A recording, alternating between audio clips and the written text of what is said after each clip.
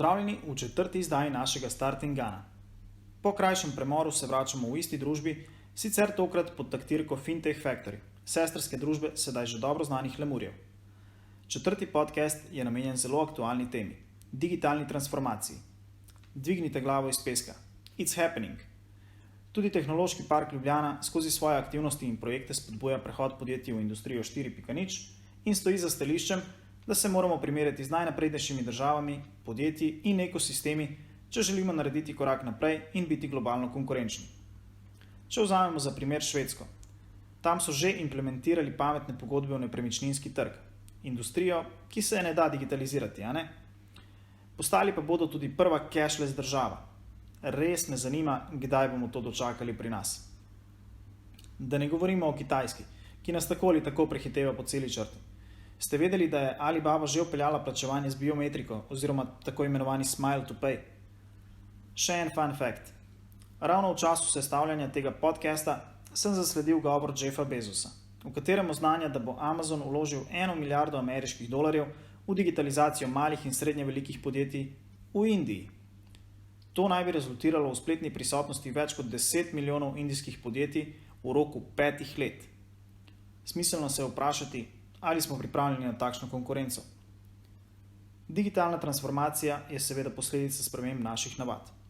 Potrošniki smo namreč z dostopom do informacij postali izjemno zahtevni in potrebna je prilagoditev. Prvo, kar lahko naredimo, je prestavitev fokusa na potrošnika in razumevanje njegovih navad. Zato v nadaljevanju prisluhnite kolegom iz Fintech Factory, ekipa Tehnološkega parka pa vam je na razpolago, ukolikor se srečujete z izzivi na področju digitalne transformacije, industrije 4.0, VR, AR storitev in podobno. Se poslušamo. Digitalna transformacija se v poslu dogaja veliko hitreje, kot si to danes predstavlja večina podjetnikov. To velja tako za spremembe z vidika podjetij, uporabnikov oziroma potrošnikov, kot tudi z vidika ljudi oziroma zaposlenih. V današnjem podcastu, ki ga je pripravila družba Fintech Factory, ki je sestrska družba vam že morda dobro poznanega Lemur Legal, ne bomo govorili o teoriji, torej kaj to je digitalna transformacija in podobno, ampak se bomo usmerili čim bolj v prakso, v praktične primere, da vam predstavimo, kaj to pač v bistvu pomeni. Pogledali si bomo, kako hitro svoje poslovne modele transformirajo nekatera največja svetovna podjetja, hkrati pa vam bomo predstavili tudi nekaj slovenskih podjetij, ki so zanimivi za opazovanje z tega zornega kota. Ena od zanimivosti z tega področja je tudi, kako se digitalno transformirajo celotne industrije in poklici, česar se bomo tudi na kratko dotaknili v današnjem podcastu. In kot lahko vidite, imamo v današnji temi kar veliko stvari za obdelati, pa tako malo časa, tako da predlagam, da se kar lotimo tega našega 4. podcasta. Tokrat bomo z vami Špela, Peter in Petra. No, pa kar začnimo. Začnimo naš 4. podcast z vprašanjem transformacije posameznih industrij in poklicev. Zdaj, če pogledamo, kaj se dogaja v industriji, kaj se dogaja v posameznih industrijah oziroma kako so posamezne industrije sestavljene, na čem temeljijo, bi mogoče lahko rekli, da so vsaj nekatere industrije na digitalno transformacijo imune. Pa so res? Seveda se postavlja tudi vprašanje, ali so na digitalno transformacijo imuni posamezni poklici. Zdaj, tudi nekatere industrije ali pa nekateri poklici, ki so se še pred kratkim mogoče zdeli imuni na neko hitro digitalno transformacijo, pa danes gledamo to čez neko drugo prizmo in vidimo, da praktično digitalna transformacija se dotika celotne industrije, celotnega biznisa. Seveda obstaja nekaj takih poklicev, nekaj takih industrij, kjer bo digitalna transformacija manj intenzivna, ampak takih ni veliko. Zdaj, glede na to, da danes za mikrofonom sedimo 3 pravniki, bi lahko rekli, oziroma bi lahko nek povprečen opazovalec pravne industrije rekel, da pravniki smo pa nenadomestljivi. Ampak vsaj z našega vidika lahko rečemo, da temu žal ni tako. Lahko si pogledamo, par primerov, ki nazorno kažejo na to, kako se bo zelo spremenil v prihodnje, pa to ne govorimo o obdobju 10-20 let, ampak o obdobju 5 do 10 let, kako se bo spremenil poklic pravnika. Tako da nekih takih zelo jasnih primerov v praksi že obstaja, seveda se pa veliko dogaja tudi pri vprašanju digitalizacije novih storitev. In zdaj, recimo, če pogledamo neke začetke digitalizacije pravnih storitev, so že stari več kot 10 let. Takrat so se pojavili v tujini prve programske skripte, torej neki računalniški programi, ki so sami pisali odgovore na kazni za parkiranje. Zdaj, te rešitve, ki pa zdaj obstajajo, so pa zdaj že malo bolj sofisticirane. Recimo zdaj, če impliciramo tehnologijo umetne inteligence in velikih podatkov na pravne storitve, je en zelo opazen ali pa zelo dober plastičen primer, prihaja iz Združenih držav Amerike. Tam vemo, da sodna praksa oziroma da sodni sistem temelji na precedensih, torej na primerih, kjer je sodišče o podobnih ali pa enakih zadevah že odločilo in naj bi veljalo pravilo, da so te precedensi uporabljivi tudi za nove odločitve. Zdaj si lahko predstavljate, kako star je pravni sistem v Ameriki in koliko takih precedensov sodnih odločb je bilo že sprejetih in v bistvu kakšno tveganje obstaja potem za stranko, lahko je to fizična ali pa pravna oseba, v nekem sodnem postopku, kjer v bistvu smo mi kot stranka v celoti odvisni od znanja svojega odvetnika. Zdaj seveda noben odvetnik, nobena odvetniška pisarna ne more poznati celotne sodne prakse v zgodovini Amerike.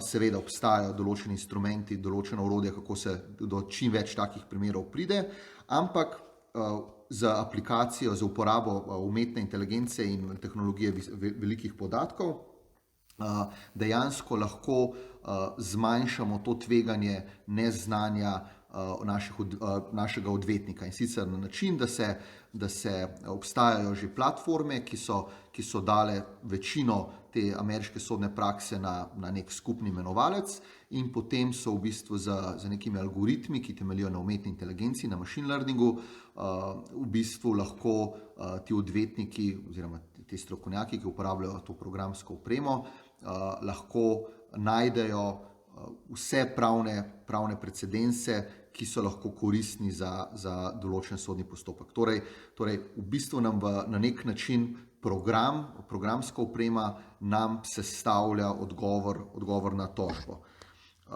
Zdaj, drug tak primer so pa zelo podobna logika, torej da imamo neko veliko bazo podatkov in na to veliko bazo podatkov impliciramo umetno inteligenco, so bančne pogodbe.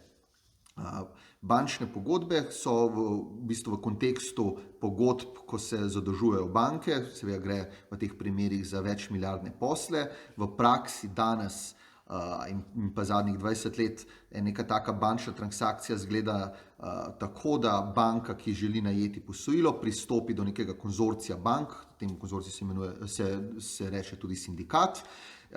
Ta sindikat predloži neko pogodbeno dokumentacijo, ki je pripravljena na nekih pogodbenih standardih, ki veljajo med bankami, in potem so v takem poslu imenovane ponavadi 4 odvetniške pisarne, na strani kreditojemalca lokalna, torej slovenska pisarna, pa potem tuja pisarna in tudi na strani kreditodajalcev tuja in slovenska pisarna. Skratka, lahko si predstavljate, kakšni stroški so to za banko, ko mora plačevati 4 velike odvetniške pisarne. No, in v Ameriki se že dogaja v praksi, da nekatere banke uporabljajo namesto odvetnikov raje software, na določeno platformo so vnesle vse pretekle pogodbe, ki so jih že usklajevale z drugimi bankami, vnesle so tudi vse komentarje in predloge odvetnikov, ki so jih dali, in v bistvu danes, kar naredijo, je samo to, da ko dobijo osnutek neke pogodbe,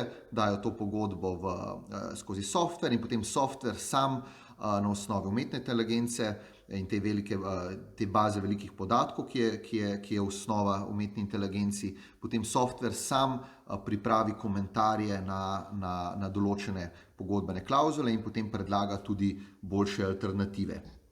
Tako da tak softver že obstaja in se ga že poslužujejo ameriške banke.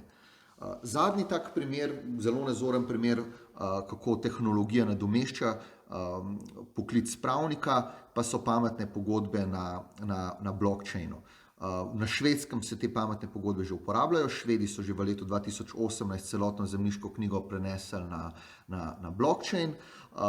In zdaj, če pogledamo, recimo, kako se danes prenaša lastništvo na nepremičnini, vemo, da imamo dve stranki, kupca in prodajalca, potem ponavadi so v transakcijo vpleten še nepremičninski posrednik, pa potem odvetnik, na koncu tudi notar. In vemo, da kljub tem številnim institutom, ki obstajajo, in kljub tem številnim zaupanja vrednim tretjim osebam, ki sodelujejo v transakciji, sploh recimo notarjev, se še vedno dogajajo v praksi prevare, ko nek prodajalec nepremičnino proda dvema kupcema hkrati. In seveda potem vsaj tisti kupec, ki ni kot kupec naveden v zemljiški knjigi, je ponavadi zelo na slabšem. No, in na Švedskem se bo v kratkem lahko prenašalo nepremičnine tudi z tako imenovanimi pametnimi pogodbami. Pametne pogodbe so v programski kodi zapisane pogodbe, zelo preprosto napisane, recimo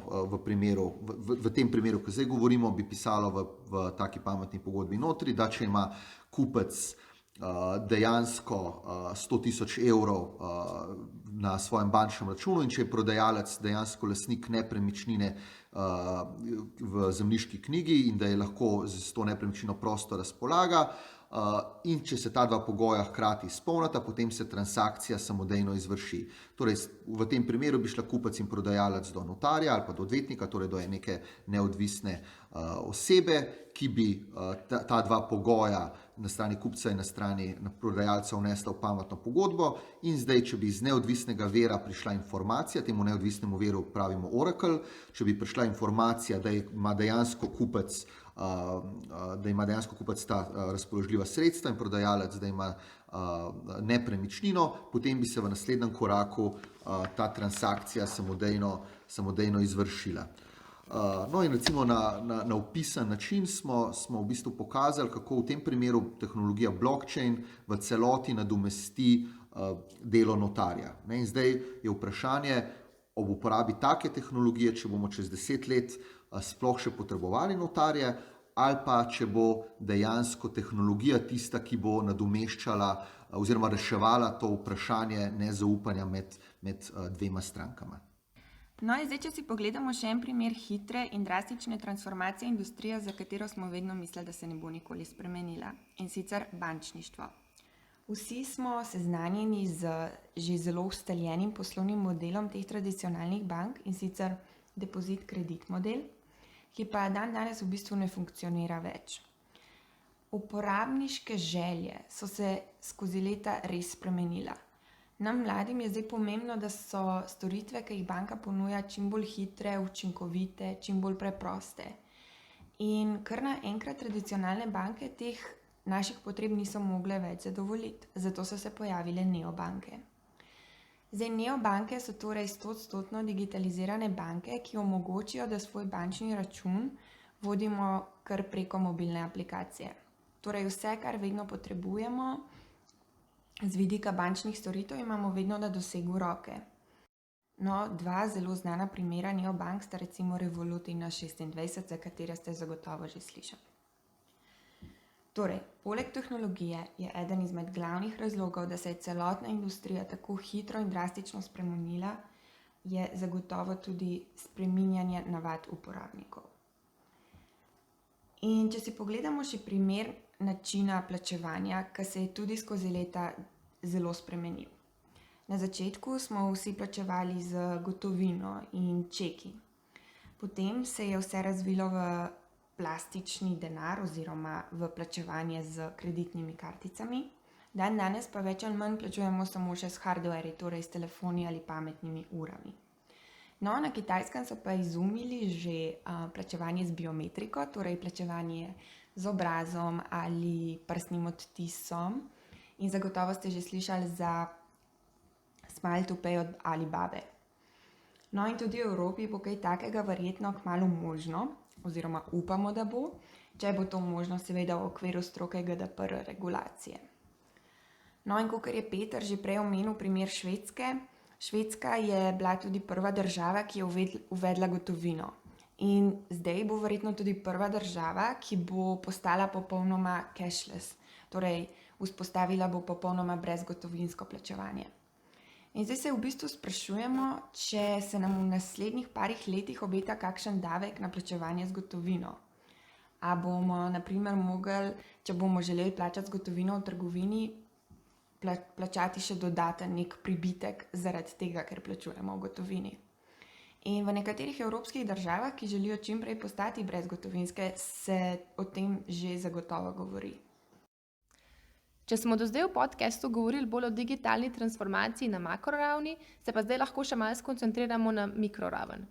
Če začnemo na primer z Applom, ki ga vsi najbolj poznate kot proizvajalca pametnih telefonov, iMacov, pametnih ur pa drugih hardware gadgetov na svetu, naj omenim, da so v bistvu v začetku leta 2018 na predstavitvi njihovih novosti prvič v zgodovini podjetja predstavili samo software storitve in nobenega hardware izdelka oziroma nobene nove različice obstoječih hardware izdelkov, kot je bilo to doslej vedno v navadi. Kot te software storitve so predstavili pretočne video vsebine, platformo za gamerje in pa vsem verjetno že dobro poznan Apple Pay. Se pravi, s tem vsem se nekako nakazuje, da Apple postaja ponudnik teh pretočnih vsebin, postaja neka platforma in kar je sploh najbolj zanimivo to, da postaja neka finančna institucija z lastnim plačilnim sistemom, ki so ga v bistvu razvili skupaj z ameriško banko Goldman Sachs. Naslednji primer, ki je tudi zelo zanimiv, je primer Facebooka, ki pa je leta 2019 začel kazati poslovne ambicije, ki dejansko presegajo te ambicije biti samo neka socialna platforma, ki omogoča povezovanje med ljudmi in pa izmenjavo nekih informacij. Po vzoru Appla so tudi oni predstavili svojo storitev Facebook Pay, predtem pa so oni napovedali še en malo bolj tak ambiciozen projekt Libra, s katerim so želeli v ta svoj ekosistem vpeljati lastno kriptovaluto in nekako tudi zgraditi neko svojo lastno mikroekonomijo, samostojno denarno valuto. Zdaj v primeru tega projekta lahko rečemo, da Facebook ne konkurira več samo različnim spletnim platformam, ampak tudi nekim monetarnim sistemom držav. Zaradi tega je tudi v bistvu se zgodil, kar se je zgodil z Libro. Razbrati je bilo iz te množice komentarjev politikov in gospodarstvenikov, da ne gre več samo za poslovno vprašanje, ampak tudi za politično vprašanje, ravno zaradi te nekako bojazni konkurence monetarnim sistemom držav, kar je pa tudi v bistvu verjetno imelo za posledico dejstvo, da Libra nikoli ne bo zaživela v taki obliki, kot so si pri Facebooku to zamislili, ko so to lansirali. No, hitra transformacija poslovnih modelov pa se ne dogaja samo ameriškim podjetjem, ampak tudi na slovenskih tleh. Zdaj en tak primer je Petrol. Prva asociacija večine od nas ob omembi Petrola je prodaja bencina. Ampak Petrol je tekom zadnjih let svoj poslovni model zelo transformiral in je danes veliko več kot le prodajalec bencina in dizla. No, danes Petrol prodaja elektriko, deluje tudi na področju mobilnosti. In sicer prodaja električne avtomobile in namerava prevzeti Nomago in pa Avantcar. Leta 2017 je Petrol kupil tudi podjetje M-Bills in s tem tudi sam stopil v industrijo plačilnih storitev. Če se zdaj na podlagi vsega tega konkretnega, kar je bilo predstavljeno v današnjem podcastu, probamo nekako sfokusirati na te skupne točke digitalne transformacije v poslovnih modelih uspešnih podjetij, lahko nekako tole povzamemo v neke take naslednje točke. Nekako prva taka skupna točka takšne transformacije je sledenje trendom na trgu, ki seveda navadno potem predstavljajo tudi spremembe navad uporabnikov oziroma potrošnikov, In to se naredi vedno tudi, če je potreben nek tak velik oziroma popoln preobrat v nekem poslovnem modelu, kot je naprimer tudi že Špela prej omenila bančništvo. A ne? Ta druga taka točka, ki jo velja omeniti, je ustvarjanje lastno mikroekonomije in pa tudi nekako ta postavitev one-stop shop modela, kjer je ideja zadaj, da se uporabnika čim dlje zadrži v tem lastnem ekosistemu, in kar pa tudi pomeni, da mu je potrebno na enem mestu znotraj ene platforme ponuditi čim več nekih storitev, ki jih lahko potem on na nek tak enostaven način uporablja. Čim več lastnih storitev pomeni tudi čim manj outsourcinga, kar pomeni, da se v bistvu razvija lastne produkte, lastne sisteme. Zdaj, naslednja taka pomembna točka, ki jo velja omeniti pri transformaciji poslovnih modelov, je tako imenovan Go Digital or Go Home model, kjer bi lahko rekli pač v bistvu, da pač govorimo o neki taki platformni ekonomiji, kjer je pač ideja zadaj, da mora biti uporabnikom vse dostopno v nekaj klikih in na dosegu pač pametnega telefona. Naslednja stvar, o kateri se tudi danes veliko govori, je tako imenovana ekonomija na zahtevo oziroma po angleško economy on demand, kjer v bistvu uporabnik ne potrebuje nekih splošnih storitev oziroma produktov, ampak potrebuje zelo konkretne njegovim potrebam prilagojene storitve, ki se lahko pojavijo v trenutku. In vse to je kar velika umetnost, da potem ti novi playerji znajo tem potrebam pač v bistvu nekako zadovoljiti. Naslednja zadeva kot zadnjo, če omenim še, je pač ta uporaba teh nekih najnovejših tehnologij v poslovnih procesih, v produktih za stranke. Tle imamo v mislih predvsem umetno inteligenco, big data, to obogateno in virtualno realnost in pa tudi blockchain. In pod črto lahko danes rečemo, da ta ideja one size fits all produkti so čist pase, to je preteklost, danes več to ne deluje in vsi, ki pač delujejo danes tako ali drugače v poslovnem svetu, se morajo zavedati, da je treba produkte prilagajati skoraj vsaki stranki posebej. In naprimer tle ima Revolut, ki je najnaprednejša neobanka, v vsakem nekem sektorju vsaj enega znanstvenika za velike podatke, ki potem to analizira, dela na tem in zagotavlja njihovo konkurenčno prednost. Torej, glede na to, kako se te spremembe hitro dogajajo v industriji in koliko je teh sprememb, bi lahko o tej temi govorili še zelo, zelo dolgo. Nekaj je gotovo. Digitalna transformacija se dogaja tukaj in zdaj. V Sloveniji se žal dogaja malo počasneje kot kje drugje. Ampak verjetno nima smisla, da Ljubljana v digitalizaciji tekmuje s Šenzenom? Peter pravi, da ja. Vseeno pa upamo za dobrobit slovenskega gospodarstva in vseh nas, ki tukaj živimo, da bodo slovenska podjetja, pa tudi slovenski politiki, bolj spremljali in bolj sledili dogajanju na področju digitalne transformacije, ki se dogaja blizu nas. Dejstvo je, da je vedno pomembno, koga si podjetje ali država vzame za benchmark. Korak naprej kot podjetje ali kot država bomo naredili le takrat, ko se bomo primerjali z digitalno najbolj naprednimi. No, in to je od nas za danes vse. Upamo, da ste se kaj novega naučili in izvedeli, se vam pa v kratkem javimo še s kakšnim podcastom. Do takrat pa vas Fintech Factory in Lemur Legal lepo pozdravljamo. Adijo! Adijo! Adijo.